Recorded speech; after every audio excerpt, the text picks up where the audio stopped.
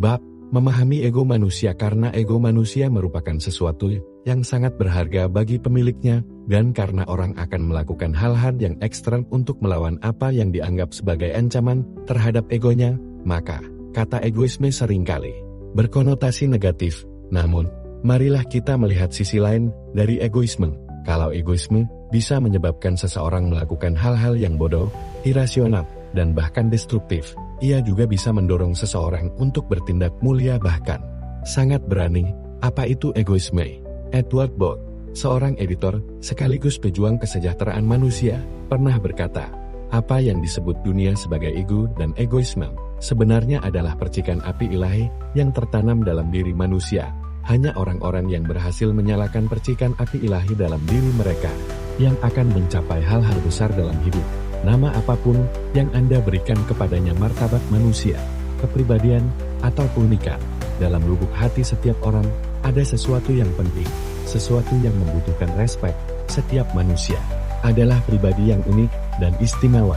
Dorongan paling kuat dalam diri setiap orang adalah keinginan untuk membela sesuatu yang penting ini dari segala bentuk ancaman. Karena itu, Anda tidak bisa memperlakukan seseorang seperti mesin, seperti angka, atau sekadar bagian dari masan. Anda tidak bisa melakukan sesuatu yang buruk terhadap mereka tanpa konsekuensi. Semua upaya yang bertujuan menjadikan manusia sebagai gerombolan tanpa nilai individual telah gagal. Bintang-bintang nilai sebagai individu lebih kuat daripada kamp tentara dan penjara. Nilai ini terbukti lebih kuat daripada bangsawan feodal yang berusaha menjadikan orang sebagai budak.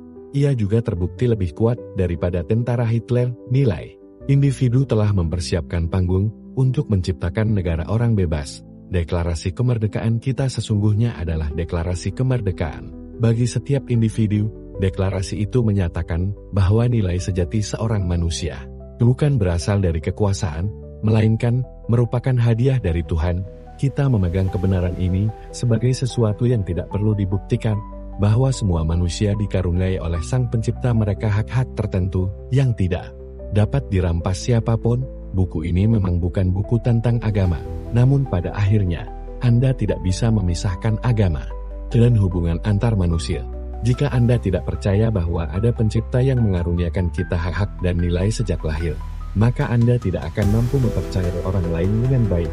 Henry Kaiser pernah berkata, Anda akan otomatis memperlakukan orang lain dengan baik kalau Anda ingat bahwa setiap individu itu penting. Karena setiap individu adalah anak Tuhan, ini juga menjadi satu-satunya dasar yang benar bagi harga diri. Orang yang menyadari bahwa dirinya bernilai, bukan karena apa yang ia miliki atau lakukan, tetapi karena rahmat Tuhan, akan memiliki harga diri yang sehat.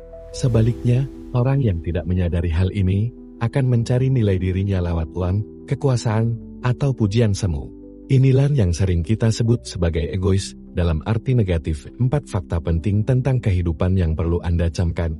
Kita semua egois dalam arti positif, yaitu mementingkan diri sendiri secara sehat. Kita lebih tertarik pada diri sendiri daripada apapun. Setiap orang yang Anda temui ingin merasa penting dan bernilai. Setiap orang sangat mengharapkan persetujuan dari orang lainnya agar mereka bisa menyetujui diri mereka sendiri.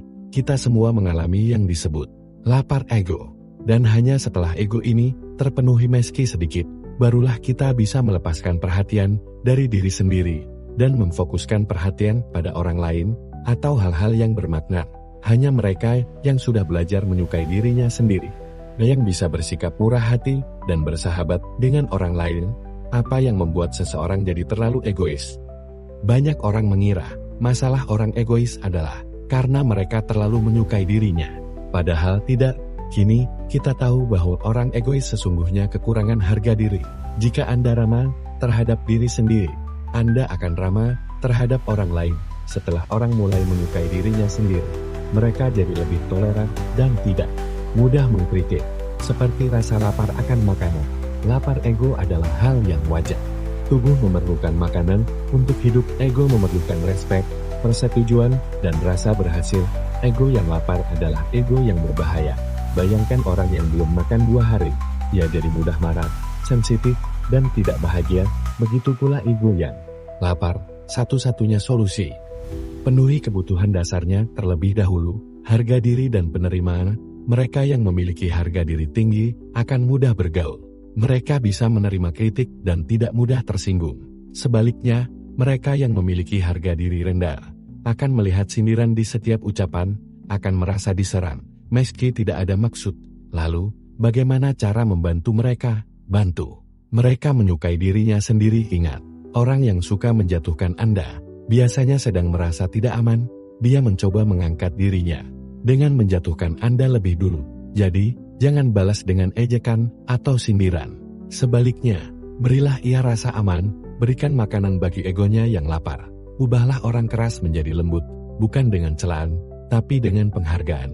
Taktik ini berlaku untuk siapapun, bukan hanya orang yang sulit. Setiap orang akan lebih kooperatif jika Anda menghargai egonya.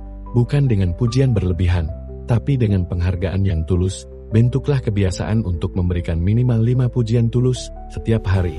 Perhatikan bagaimana hubungan Anda dengan orang lain akan menjadi lebih lancar dan menyenangkan. Ingat, hukum pertama hubungan antar manusia, orang bertindak atau tidak bertindak, terutama untuk meningkatkan ego mereka.